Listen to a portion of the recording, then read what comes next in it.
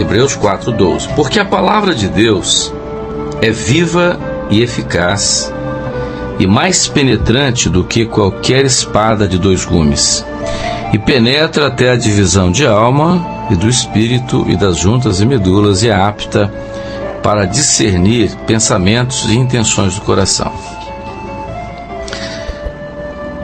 A maioria dos estudiosos da Bíblia crê que a carta aos Hebreus foi escrita por Paulo. Se nós partirmos dessa dedução, parece bem lógica, Paulo era um profundo conhecedor do Velho Testamento, isso porque até tinha sido preparado para ser rabino. Mas ele traz aqui uma observação que talvez, se nós observarmos, se nós lermos assim depressa, parece até, talvez passe até desapercebido. Ele usa a expressão: a palavra de Deus é viva. Em outro texto, a Bíblia diz assim: a letra mata. Então, nada que a Bíblia contém está ou é sem sentido, ou não tem um sentido claro, objetivo. A palavra tem um objetivo. Hoje nós sabemos que todas as igrejas evangélicas, elas sempre nos seus estatutos dizem que a Bíblia é a única regra de fé e prática. Então nós vamos observar que o cristianismo só tem razão de ser se ele estiver totalmente inserido na palavra. Mas que tipo de palavra? Então a palavra escrita aqui, palavra viva. No longo da história, a igreja passou por fases difíceis, muito difíceis, mas os grandes desvios do cristianismo ao longo da história aconteceram exatamente por falta da palavra. Se não, vejamos, no início, nos primeiros séculos, a igreja de repente ela se afasta do projeto, quando a igreja ela começa a entrar, a fazer parte do Estado romano através de Constantino. Depois, quando Teodósio torna a igreja oficial do Estado, a palavra estava escondida, a palavra estava oculta, era até uma ação que o adversário usou. A palavra estava escondida. Então o projeto estava oculto. Quando essas pessoas de fora entraram, elas trouxeram muitas coisas que não tinha nada a ver com o cristianismo. Por exemplo, o paganismo que veio, que entrou junto e que levou o cristianismo a um desvio violento do objetivo, do alvo, quando entraram várias alterações, várias situações que eram completamente absurdas a nível da Bíblia, como, por exemplo, os dogmas que entraram, a primeira grande heresia, que foi a salvação por obras, levando o povo a uma apostasia terrível, e todas aquelas coisas que vieram e levaram o cristianismo a um grande desvio. Muito bem, século XVI, quando Lutero abre a Bíblia para o resto do mundo, quando traduz a Bíblia para o alemão, isso já junto com a invenção, com o surgimento da imprensa. Então a Bíblia foi aberta, o tesouro escondido, a Bíblia foi aberta e todos tiveram acesso à Bíblia e começaram a ver que o cristianismo estava totalmente afastado da verdade, havia se apartado totalmente, haviam coisas terríveis. Então, novamente o cristianismo volta, e agora volta para a palavra. Então, toda a observância da palavra. O tempo foi passando. E uma das coisas que acontece, aí nós chegamos, por exemplo, nos nossos dias. Parece-me que o cristianismo voltou a ter os mesmos problemas dos primeiros séculos, ou seja, se desviar da palavra, ou se afastar da palavra. Não estou falando nem aqui do problema da idolatria, nada disso. Estou falando até mesmo de um cristianismo que prega cristianismo com Bíblia e totalmente desviado da Bíblia. Vejam, se nós vivemos a Bíblia, e se a Bíblia é a nossa única regra de fé e prática, nós devemos estar dentro da Bíblia. Então vamos lá. Livro de Atos dos Apóstolos. O livro de Atos dos Apóstolos descreve a igreja no seu início. Então, começa no ano 33, ela vai até o ano 63, com todos os acontecimentos, com todos os atos do Espírito Santo na vida da igreja. Aí você diz assim, não, o livro de Atos se encerra no capítulo 28, então a igreja primitiva foi aquela igreja, está tudo certo, tudo acabou no primeiro século. Isso não está na Bíblia. A Bíblia não fala que o período da igreja acabou no primeiro século. Pelo contrário, a Bíblia fala que o período da igreja vai acabar no arrebatamento da igreja, que não aconteceu ainda. Mas isso é um equívoco? É um equívoco por quê? Porque a palavra foi deixada de lado nesse aspecto. O batismo com o Espírito Santo, os dons espirituais, tudo aquilo que aconteceu na igreja primitiva, acontece hoje, está próprio de hoje, as experiências de hoje. Por quê? Porque isso está na palavra. Está na palavra. E o Espírito Santo tem um compromisso, não com aquilo que eu acho, não com aquilo que a teologia pode explicar ou até dizer, mas com aquilo que está na palavra. O Espírito Santo cumpre aquilo que está na palavra. O perigo é o desvio da palavra. O desvio da palavra, quando leva o homem a raciocinar, quando leva o homem a pensar, quando leva o homem a interferir no projeto de Deus, isso é complicado. Então nós temos que estar sempre ligados à palavra. Jesus disse assim, conhecereis a verdade e a verdade vos libertará. Hoje se fala de fé, mas quando nós falamos de fé, então vamos voltar aqui, estamos vivendo a experiência da igreja primitiva. Fé, como é que a Bíblia descreve fé? Será que os cristãos estão vivendo a fé segundo aquilo que a Bíblia fala? A Bíblia diz assim, a fé é o firme fundamento daquilo que não se vê. Mas eu começo a crer naquilo que eu vejo. Então eu tenho fé num lencinho ungido que eu coloco na sala, que eu coloco no quarto, que vai resolver o problema, que alguém ungiu esse lencinho que vai resolver, então eu creio naquele objeto. Será que isso está de acordo com a palavra? Será que a palavra confirma isso? Lá no passado, se a idolatria vinha, aquela coisa toda, você tinha a água que era abençoada, que era santa. As pessoas hoje vêm e também, num programa de televisão, as pessoas ficam em casa e abençoam uma água, você toma aquela água, ou a pessoa cria um símbolozinho para a justiça, para vencer os problemas na justiça, outra coisa. Isso não está muito parecido com todo o processo místico e de superstição que entrou na igreja no período negro da igreja, que foi o período depois do século IV, o período onde entrou o misticismo, a superstição e todas as coisas envolvidas com isso? Será que isso não está muito parecido com isso? Então nós vamos ver que essas coisas acontecem. Por quê? Porque a palavra foi colocada de lado. A palavra foi colocada de lado. Vamos em frente.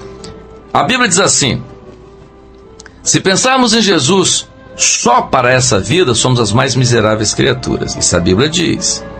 Então nós começamos a achar que Jesus é para nós prosperarmos, você tem que dar uma oferta porque você vai ganhar mais dinheiro, porque você vai ter um emprego melhor, você tem que fazer isso porque as coisas vão melhor para você, se você fizer isso o casamento vai melhorar. Você começa a partir do material para o espiritual. Isso é uma inversão de valores que não está na Bíblia. A Bíblia diz, buscai o reino de Deus, a sua justiça, as demais coisas serão acrescentadas. Então nós começamos a ver que o cristianismo, em alguns setores, entrou por um caminho perigoso. Mas qual o perigo? O perigo está exatamente no desvio da palavra. Nós não podemos nos desviarmos da palavra. E a palavra viva é aquela palavra que é ungida pelo Espírito Santo. A Bíblia diz assim, a letra mata, mas o Espírito dá vida. quando nós estamos vivendo essa experiência de vida, nós vamos vendo que a palavra, porque toda doutrina verdadeira emana da palavra. Toda doutrina verdadeira emana da palavra pela operação do Espírito Santo. Não na vida de um homem independentemente, de um homem isolado, mas Paulo diz que no corpo, porque a igreja é corpo e o Espírito Santo opera no corpo. Está claro na Bíblia, está claro. Se nós mudarmos isso, nós estamos entrando, nos desviando daquilo que é o objetivo claro da palavra. Se nós falarmos de igreja hoje, nós não podemos, volto a repetir, nós não podemos sair da linha que está em Atos dos Apóstolos. A igreja está claramente descrita no livro de Atos dos Apóstolos. Nós não podemos dizer que a igreja A, B, C, D, essa ou aquela é melhor, ou é a de Jesus, a outra não é. Não, ninguém pode dizer isso. Isso é um absurdo. Dizer, olha, a igreja Maranata é a igreja certa, é a igreja do Senhor e tal, e as outras não são. Nós não podemos dizer isso. Jamais poderíamos dizer isso. A igreja, primeiro, que a Bíblia diz que a igreja é povo. Nós não podemos botar um rótulo. Igreja é povo. Agora, nós temos que afirmar o seguinte: é um povo que está identificado com o livro de Atos. Se você é povo que não está identificado com o livro de Atos, tem uma coisa errada. Que a igreja, ela está identificada no livro de Atos dos Apóstolos. Tanto que a Bíblia diz assim: os filhos de Deus ouvem, fazem a vontade do Espírito Santo. Está na palavra, está na Bíblia também.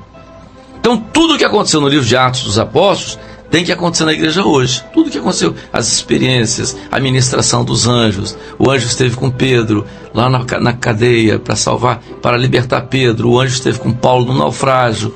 Enfim, a ministração dos anjos está muito bem descrita no livro de Atos dos Apóstolos. Então, por que os anjos não ministram hoje?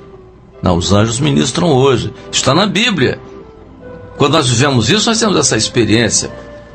A igreja, as experiências dos dons espirituais, da operação, mas tem que se chamar aqui a atenção para um detalhe. A operação do Espírito Santo, os sinais, tudo aquilo, são coisas que acontecem na igreja, porque Jesus disse que os sinais acompanham, eles não vão na frente. Vamos ver novamente os equívocos. Nós estamos falando de equívocos, né? O cristianismo, ele entra por equívocos por não observar a palavra.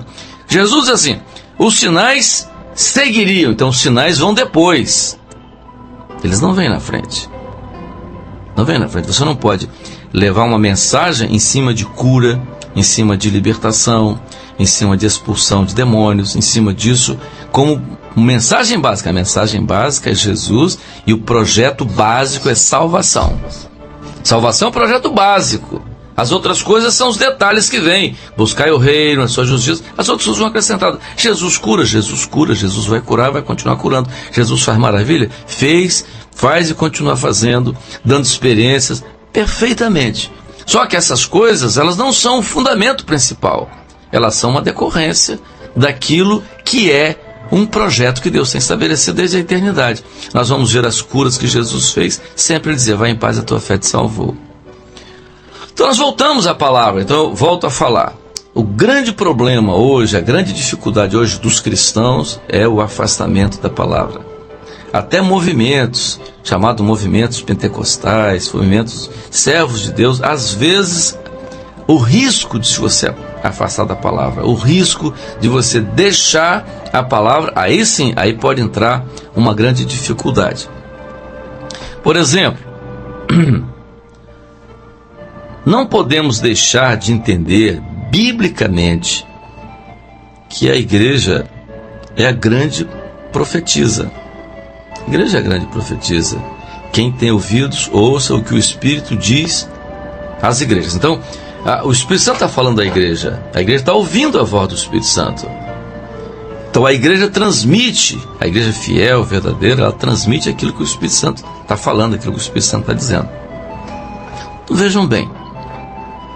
Se a Bíblia diz que a igreja profetiza, a igreja profetiza, tendo Deus falado de várias maneiras aos pais, hoje nos tem falado pelo Filho, você podia até dizer isso da carta aos Hebreus, você podia até dizer que filho aí, pô, é Jesus, mas a igreja é corpo de Cristo. Deus está falando a respeito da igreja. A igreja está falando, está profetizando a respeito de Deus. Sacerdócio real. Sacerdócio real, exatamente, aquilo que já está lá, né? Jesus, a igreja, ela tem esse acesso, quer dizer, através do sangue de Jesus, ela tem direto acesso ao Pai. Então, a profecia que ela tem hoje, a grande profecia, e isso eu chamo a atenção, nós às vezes nos perdemos falando em muitas coisas, dizendo muitas coisas, mas deixamos de anunciar uma profecia que é a profecia básica da igreja nos nossos dias, que é a volta de Jesus. Muito bem. Então, a volta de Jesus é uma profecia que está na dependência da igreja fiel. Por quê? Por quê? Porque a palavra diz que nós somos a última igreja.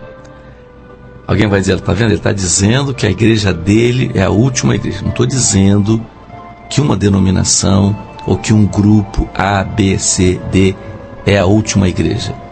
Eu estou dizendo que um povo, nós estamos vivendo um momento onde um povo está vivendo a última igreja, assim como teve a primeira igreja, a igreja primitiva, a igreja do primeiro século, Paulo, João, Barnabé, então, enfim, então, aquela igreja do primeiro século, com tudo aquilo que aconteceu no primeiro século, nós somos uma geração que estamos dentro do contexto da última igreja.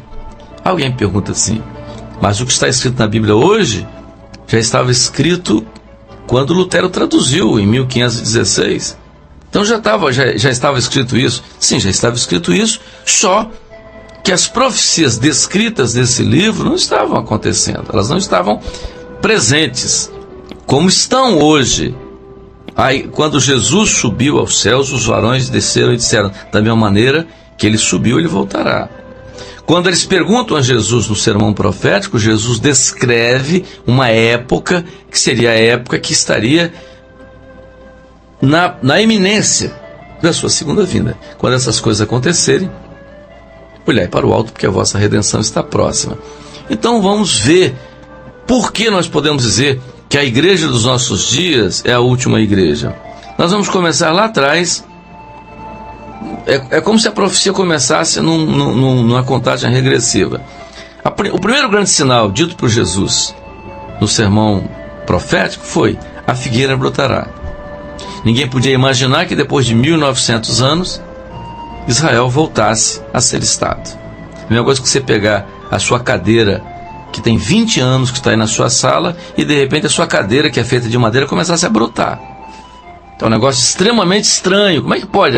Aquilo ali foi uma árvore há tantos anos atrás, há 50 anos atrás, 100 anos atrás, brotou agora. Como é que pode ser isso?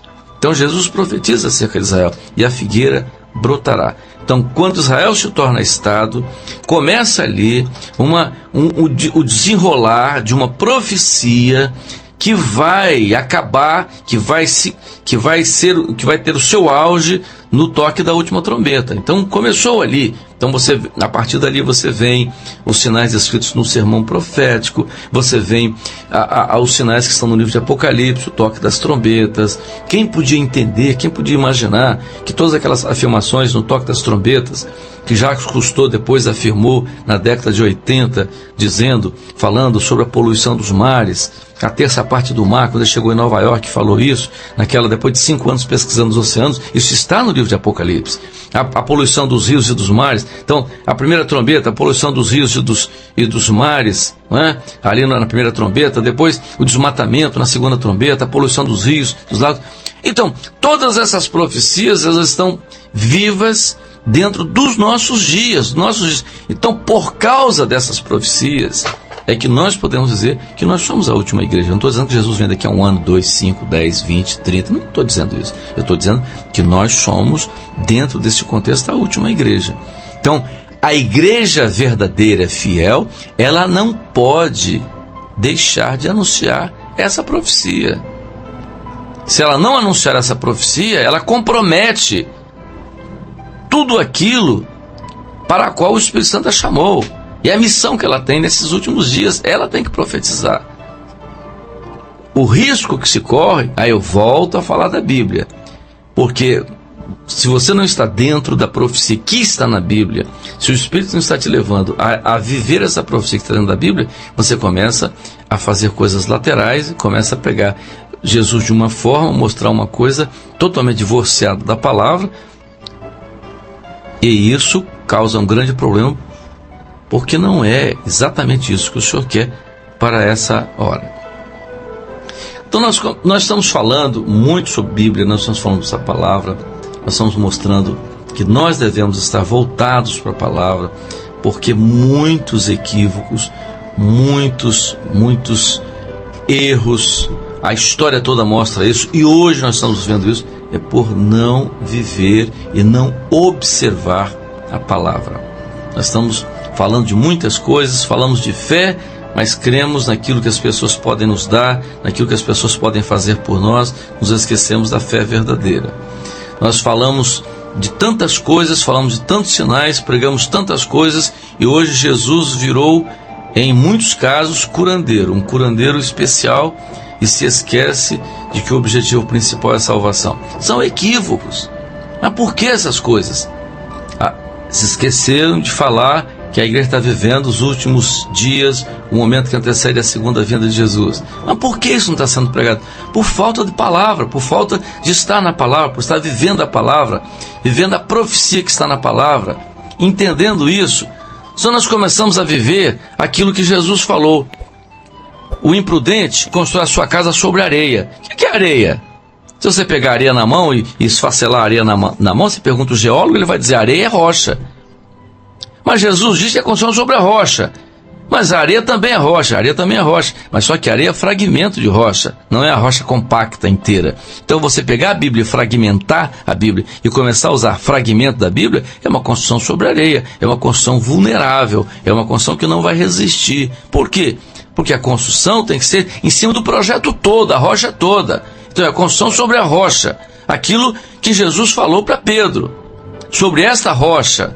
Não é sobre Petros, que é o pedaço de pedra lá no original, não. Ele falou sobre aquilo que você confessou, porém sobre essa rocha. Então o projeto de Deus todo sobre a rocha. Quem é a rocha? A rocha é Jesus? É Jesus. A rocha é a palavra. Então nós não podemos de maneira alguma deixar de falar isso. Nós chamamos a atenção dos cristãos hoje para observar isso. Não há crítica a ninguém. Eu acho que o que acontece é o que eu chamo de equívocos. O cristianismo pode cometer equívocos e comete equívocos simplesmente porque às vezes você pega a Bíblia e se esquece que a Bíblia ela não é um livro para ser interpretado na razão, é um livro para ser interpretado na revelação do Espírito Santo, porque aí sim, aí você entra dentro do projeto, você vive o projeto, e tudo isso que foi dito aqui é uma parte desse grande projeto que Deus tem para a igreja nesse momento.